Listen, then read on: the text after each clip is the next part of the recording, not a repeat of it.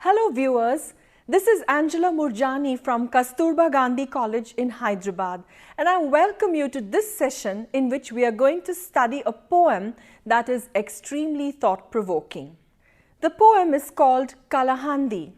Now Kalahandi is a very real district in Orissa that has constantly suffered the onslaught of natural calamities like drought and the poverty that brings in its wake. The poem is a typical picture of the deprivation and misery that is the portion of many such villages throughout our country. But what happens in the aftermath of a natural tragedy is even more terrible, and it just compounds their misery. When the suffering of the villagers is at its very peak, throngs of politicians descend upon these villages. Opportunist politicians are always on the alert, looking out for a chance where they might promote themselves.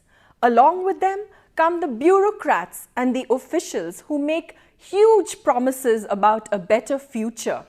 And the media is always there when they see or smell a sensational story. However, very soon the politicians, the bureaucrats and the media all disappear.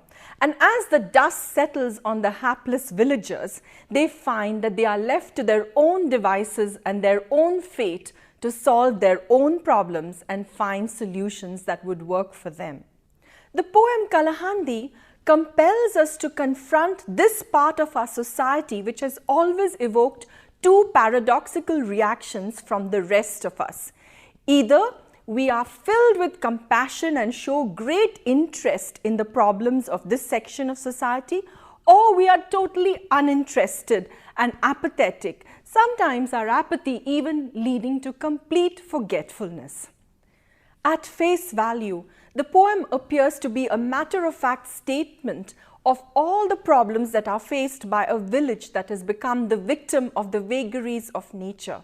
However, if we look at it at a deeper level, it is a sharp indictment of the many systems in our society like government, politicians, bureaucrats, the media, and even the common people of India. The poet who penned this work is Jagannath Prasad Das, born in 1936 to very middle-class parents in Orissa. After his education, Das served for a brief stint as a lecturer in the University of Allahabad. However, in 1958, he gave that up to join the IAS. He did a posting at Kalahandi which forever changed his life, and he decided to quit the IAS in 1984 and become a full-time writer. His opinion about life in the IAS and life in general had changed completely at this point in time. Das had begun to write at an early age, publishing his first collection of poems in 1951, and he was widely published in local Oriya journals. Of the poets who have come out of post-independent Orissa, Das must be acknowledged as the most multi-talented and prolific.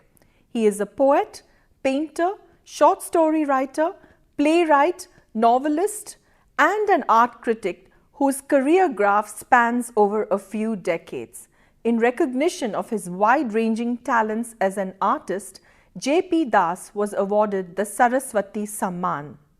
Through all the genres that Das has worked in, he has consistently displayed a unique sensibility, the main themes of his work being the suffering of the poor and the exploitation of their situations by politicians and the media.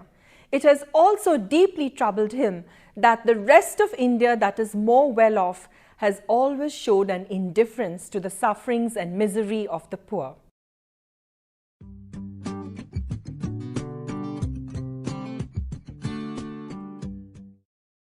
Now let's look at the poem Kalahandi by J.P. Das. Put away the road maps now. To go there, you do not need helicopters anymore. Wherever there is hunger, there Kalahandi is. The god of rain turned away his face. There was not one green leaf left on the trees for supper. The whole village a graveyard, cracked ground, drab river sand. All the plans failed. The poverty line receded further.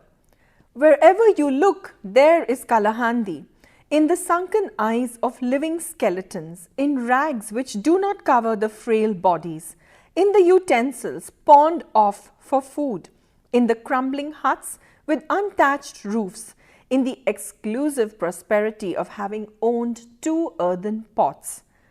Kalahandi is there everywhere, in the gathering of famished crowds before charity kitchens, in marketplaces where children are auctioned off, in the sighs of young girls sold to brothels, in the silent procession of helpless people leaving their hearth and home. Come, look at Kalahandi closer, in the crocodile tears of false press statements, in the exaggerated statistics of computer printouts, in the cheap sympathies doled out at conferences, and in the false assurances presented by planners. Kalahandi is very close to us, in the occasional contrition of our souls, in the unexpected nagging of conscience, in the rare repentance of the inner self, in the nightmares appearing through sound sleep, in disease, in hunger, in helplessness, in the abject fear of an impending bloodshed. How could we then walk into the celebrated portals of the 21st century, leaving Kalahandi behind?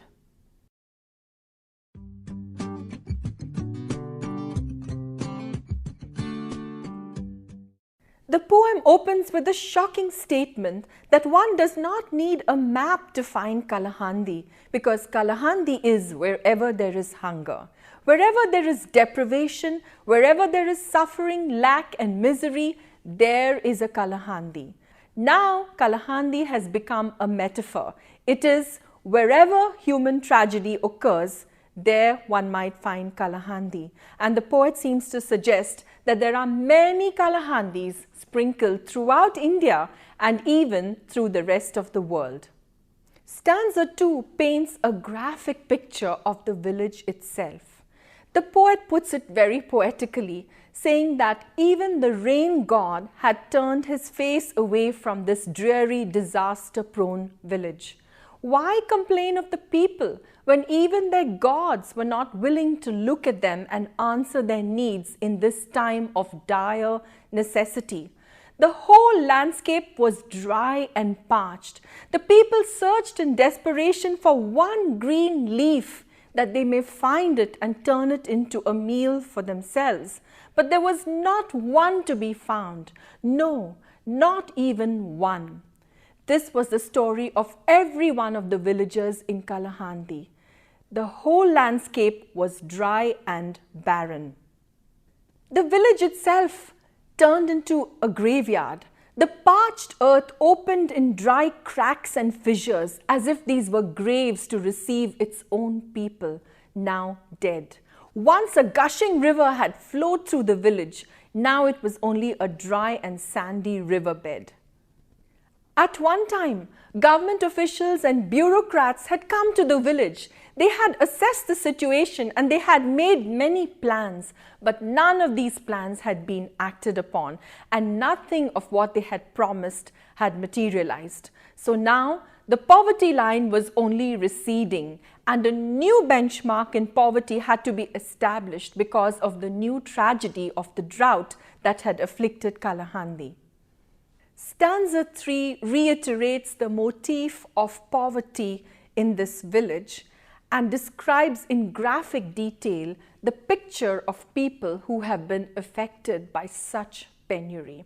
If one wants to know what poverty looks like, one has only to look at the people of Kalahandi. Their sunken eyes tell a tale.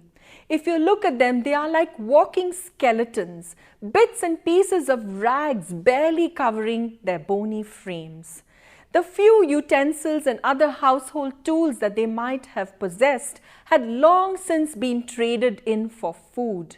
Their houses were falling apart, the roofs caving in, barely providing any shelter by day or protection by night. In the abject poverty of Kalahandi, any villager who owned 2 pots would be considered prosperous.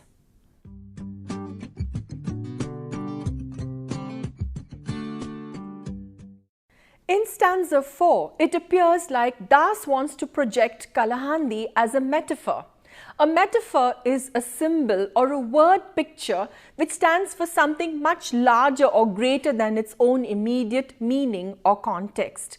To Das now, Kalahandi has spread everywhere. Wherever the scenario is the same as in the village of Kalahandi, that is a new Kalahandi. Therefore, Kalahandi is no longer restricted to its geographical location of a village in Orissa. It is wherever poverty is to be found. There are 4 specific places where, according to Das, one might find Kalahandi. He says that wherever there are hungry, pushing, shoving crowds, trying to get some food from a kitchen established by a charitable organization to assuage the hunger pangs that are eating into their very system, there is Kalahandi. Wherever one may see villagers trying to auction off their children, in that extreme privation, one can see Kalahandi. Living in the relative comfort of urban India, it's probably very difficult for us to imagine that people would be so constrained by financial situations as to sell their very own little children. But the truth is that children are sold everywhere. The sad truth is that in remote and not so remote places in India, and why, yes, even in other places of the world, people do sell their children for cash. Kalahandi may also be found where people are giving in their young daughters into brothels in exchange for money, being hard-pressed and not knowing where else to find the money which they so desperately need in order to face the basic requirements of life. When we see that, we know that here is another Kalahandi. Lastly, one can see Kalahandi in those eyes, sunken eyes, dead eyes, eyes in which there is no hope for the future, eyes which hold no promise for a better tomorrow, eyes that are carried by legs that are plodding on, leaving their homes in order to search for a greener pasture. There again, one might find a Kalahandi. In the first 4 stanzas, Das has painted a very vivid and clear picture of what a drought-struck village and its poor penury-struck inhabitants must look like. But now there is suddenly a shift in his tone. There is a dramatic turnaround, and it appears that in the following stanzas, Das wants us to confront the reality of the Kalahandis in our country and in our lives. And he wants to force an answer from us, and it is to the conscience of the reader that he makes the appeal that comes in the rest of this poem.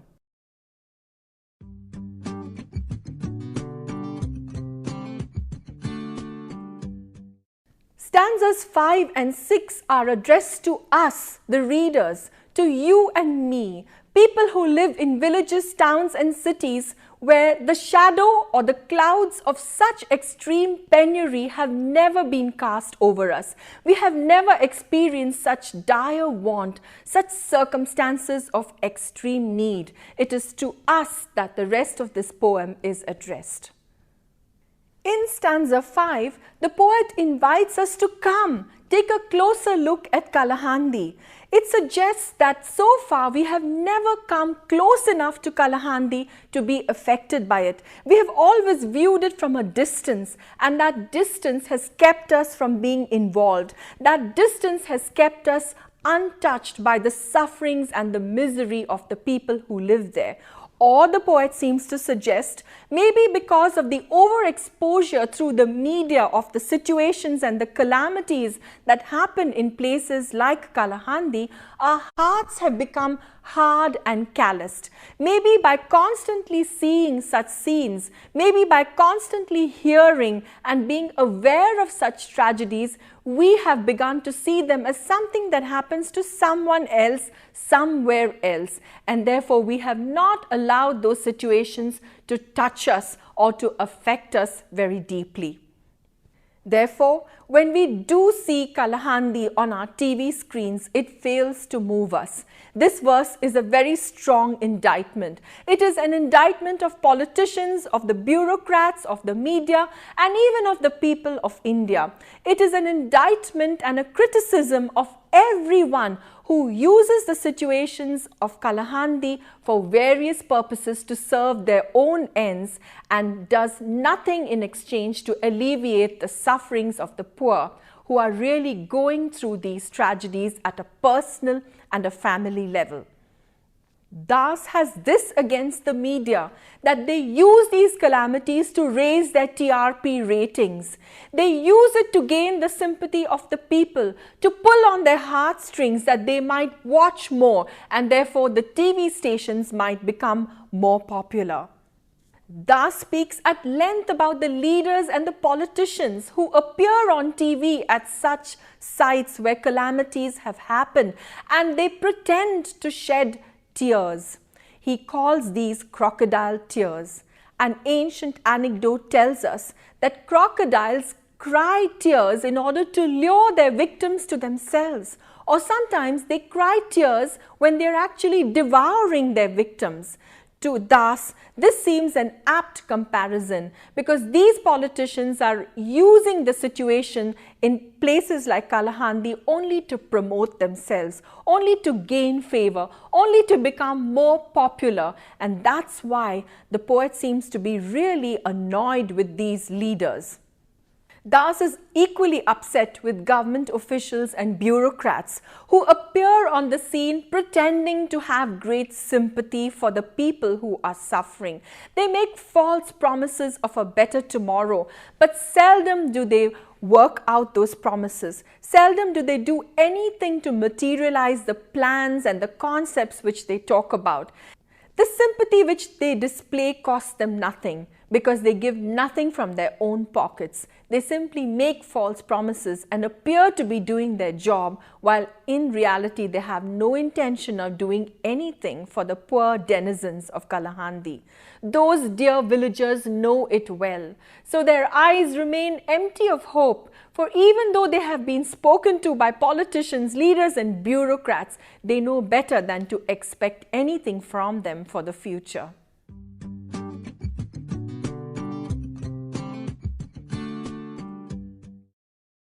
In the final stanza, Das is looking at you and me. What is your response to Kalahandi going to be? He seems to ask. What am I going to do to help the people of Kalahandi is what he wants to know. There seems to be, according to Das, two different reactions, two typical responses of people when confronted with this situation of natural calamity. In the first response, according to Das, some people feel very bad about what has happened. They have a deep sense of regret and remorse for the sufferings that their fellow countrymen are going through. However, this operates only like a nagging conscience, and it's too fleeting for it to last. When an emotion like that comes only occasionally and only at long intervals, it cannot be acted upon. So it remains at the level of feeling and never gets any action coming out of it. Therefore, this nagging conscience serves no purpose at all to the people who are really suffering in our villages. According to Das, the second response comes to those people who want to push Kalahandi out of their consciousness. It comes in the shape of nightmares. When we are sound asleep in our beds, safe and contented, far from the tragedies of life, when we think that those circumstances will never come near us, suddenly the cries of our less fortunate people come to awaken our sleep and to bring a sense of discontentment into our otherwise peaceful lives. Our troubled nightmares speak to us of thoughts that we have successfully pushed down into the deep recesses of our minds. There are the cries of hunger pangs that rend the air, the anguish of disease that has assaulted, but no help seems to be at hand. Fear looms over like ominous dark clouds, unsure what new trauma they hold in store for those who are already plagued with difficulties. And then there is the bloodshed. What may bring about a fresh rampage of people killing their fellow men? Who knows? In addition to the natural disasters, there are the fires, the riots, the bomb blasts, the never-ending saga of man's inhumanity to man. All of these comprise the sense of impending doom that hangs over the villagers of Kalahandi. The poet then asks a very pertinent question. It is a question that every Indian needs to ask themselves and answer in private. The truth is that whoever we are, whether we are politicians, bureaucrats, business tycoons, or ordinary common people, we all take great pride in the progress that India has made. We all love to talk about the improvements that have happened in India. We want to talk about the increase in the gross national product, the better standards of living, improvements in infrastructure, technology and international trade. All of this is true. It is true that India is moving forwards and onwards. But here is the question. Are we going to walk into this new era of technological progress, of never-before revolutions in abundance of food, economy, trade, without our brethren from Kalahandi? Because the truth is, the progress that we are making has not touched them at all. It has not come anywhere near them. The same poverty, the same privations, the same lack of educational facilities, the same disease, all that was with them before is with them now. So the question is, India, are we going to progress forward, leaving these our brothers and sisters behind? Is that fair? This reminds me of what the metaphysical poet John Donne once said. In fact, he wrote a poem about it called No Man is an Island. He expresses the idea in this poem that whatever happens to one person will affect the total population of that place. No man can go through an experience and the others be unaffected by it. We are all interconnected, socially, politically, religiously, familiarly. In every way, we are all a network of human beings. So if India is imagining that one part of India can progress and leave behind one section of our population, there is something very essentially wrong with this thought and concept right from the root. The poet sees something essentially wrong in India's neglect of huge populations in Kalahandis that exist all over our country. How can we progress into the portals of the next century if there are pockets of people who are still going through deprivation and disease?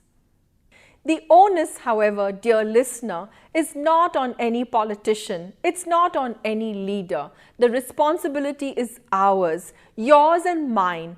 As the educated leaders of tomorrow, it's going to be up to us. If we want to see an integrated India, if we want to see India whole, if we want to use a holistic approach, we've got to find ways and means to bridge this yawning chasm between the Kalahandis and the cities and towns of India. It's up to us. So from now on, dear listener, we better think of a way, we better put on our thinking caps and find a way how we can integrate the rest of India and bring it along with us so that this progress that we are enjoying may be enjoyed by all of our people as one unit.